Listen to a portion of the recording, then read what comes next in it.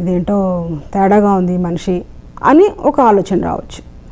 లేకపోతే ఆమెను చూసి మీకు మహా ఆశ్చర్యం కలిగి, అమ్మో ఈవిడికి ఎట్లా తెలిసింది, మా విషయాలు, నా మనసులో జరిగే, మా కుటుంబాల్లో జరిగే బాధలన్నీ ఈవిడికి ఎలా తెలిసింది, ఈవిడికి ఏదో దేవుని శక్తి ఉన్నట్టుంది, ఇవేదో దైవ ప్రేరితంగా ఇవన్నీ చెప్తున్నట్టుంది అని కూడా మీకు అనిపించవచ్చు. ఈ రెండవది అనిపించింది అనుకోండి, మీకు ఈవిడేదో పెద్ద దేవుని అనుగ్రహంతో ఉండి దైవ ప్రేరితంగా ఈ మాటలన్నీ ఈవిడ తెలుసుకుంది అని మీకు అనిపించిందంటే, మీ గురించి నాకు ఒకటి గ్యారంటీగా తెలుసు. ఏం తెలుసు?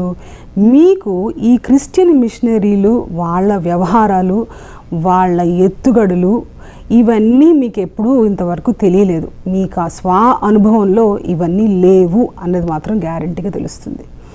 సో మనలో చాలామంది ఏమనుకుంటామంటే, ఓహో క్రిస్టియన్ మిషనరీలు అంటే మాకు తెలుసండి, వాళ్ళేంటి చూడండి